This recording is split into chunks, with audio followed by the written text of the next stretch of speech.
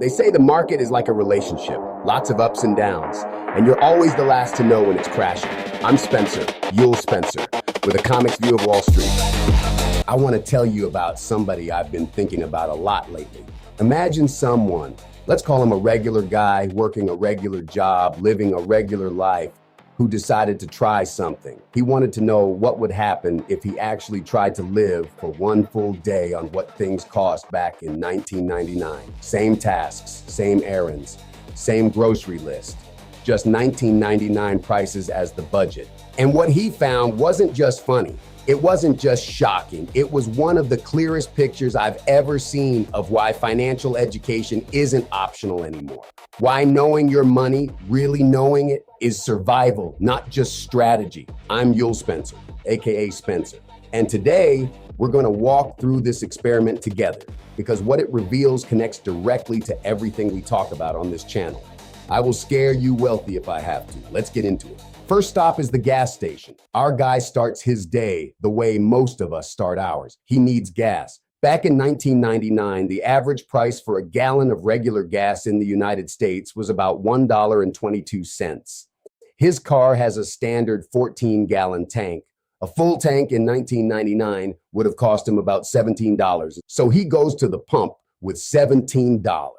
That's his 1999 budget for a full tank. What does he get today?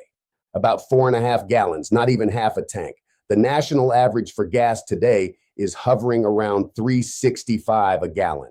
And that's on a good day, depending on where you live. The same $17 that filled his car from empty in 1999 barely gets him through the week today. And here's what gets me about that. He hasn't bought groceries yet. He hasn't paid any bills. He's just tried to put gas in his car, the most basic thing. And he's already underwater on his 1999 budget before he's left his own neighborhood. Now ask yourself, have wages gone up as fast as gas prices? For most people, the honest answer is no. And that gap between what things cost and what people earn is the whole conversation we need to be having. Next stop is the grocery store, and this is where it gets real. His 1999 list is about as basic as it gets. A gallon of milk, a dozen eggs, a loaf of white bread, 1 pound of ground beef. In 1999, that entire basket cost about $6.40. $6.40 for 4 items. He figures even today, surely he can get out of there for under 15 bucks. He was wrong. A gallon of milk today runs about $4.22. That's almost 2/3 of his entire 1999 grocery budget, just for the milk. A dozen eggs, after some wild price swings over the past few years, are averaging around $2.80. The bread that used to cost $1 is now pushing $3 for the store brand. And the ground beef, that $1.80 per pound from 1999 is now $5.50 on a good day, on sale. His total, $15.50 for 4 items. That same basket that cost $6.40 in 1999 now costs $15.50. That's a 140% increase. He came in thinking a $10 bill would cover it. He couldn't even afford the groceries he needed. Now here's where this stops being an interesting experiment and starts being a real conversation. The government says prices have gone up about 85 to 90% since 1999, but his grocery bill more than doubled. So what happened? Why is the real number so much worse than the official number? This is the part I really want you to understand, because this is what nobody explains clearly. Inflation doesn't hit everything equally. That's the thing. When you hear inflation is 8% or prices are up 90% since 1999, that number is an average, and averages can hide a lot. Here's what's actually going on. The cost of manufactured goods, televisions, computers, clothing, electronics, has stayed relatively flat. In some cases, those things are actually cheaper than they were 25 years ago. Global supply chains, cheaper labor overseas, more efficient factories. That stuff gets cheaper. But the things you actually need to live, that's a completely different story. Housing, healthcare, education, food, transportation, the essentials have gone up at a rate that completely outpaces that average inflation number. In many cities, housing costs have more than doubled. Healthcare costs have tripled in some markets. Education costs have gone through the roof. So what that average inflation number is really telling you is that your flat screen TV got cheaper. while your rent got impossible. And the TV doesn't keep you housed, fed, or healthy. Here's the wages piece that makes it even harder to hear. The median household income in the United States was about $42,000 in 1999. By 2023, it was about 75,000. Sounds like progress, right? Until you realize your cost of living has gone up by 150% while your income went up by 80. You're working harder, your paycheck is technically bigger, and you're falling further behind. That's not bad luck. That's a structural problem that financial literacy helps you navigate, but only if you actually understand what's happening. Now, here's the plot twist, because I want to be fair and show you the whole picture. Our guy, after getting crushed at the gas station and the grocery store, decides to test something. He goes to a department store. His mission, buy a pair of jeans. In 1999, a solid pair of jeans ran about $25 to $30. And here's what's surreal. He finds jeans for $30, not on a clearance rack.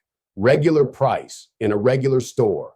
The price of basic clothing has barely moved in 25 years. Thanks to global manufacturing and fast fashion supply chains, you can still walk into a store and buy clothes at roughly what they cost in 1999, or even cheaper when you adjust for inflation.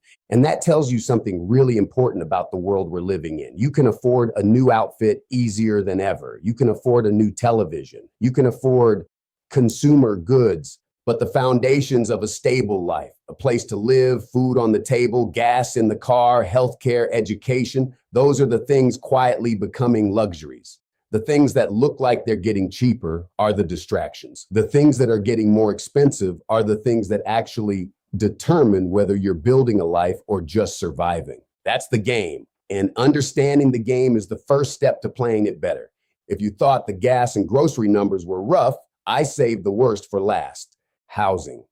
In 1999, the average rent for an apartment in a major US city was around $1,000 a month.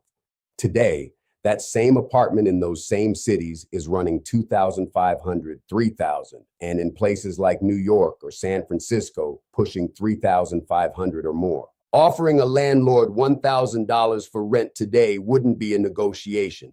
It would be a joke. You couldn't rent a single room in a shared apartment for that in most major markets. And here's what that actually means for everyday people. If you were spending 30% of your income on rent in 1999, which was the standard guideline, and rent has now more than doubled while your income has only gone up by 80%, you're now spending closer to 50 or 60% of your income just to keep a roof over your head. That leaves less for food, transportation, savings, investing, all of it. And this is why I keep saying what I keep saying on this channel. The people who understand money, who know how to make it work, how to invest it, how to let compound returns do the heavy lifting. Those people are not just doing better. They are surviving a system that is making it harder and harder for everyone else just to stay in place.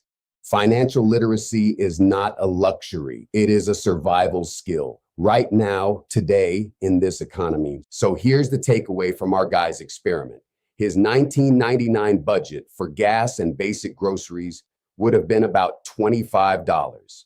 The actual cost to do those same things today was over $32. And that's before housing, healthcare, or anything else that actually determines whether you're stable or not.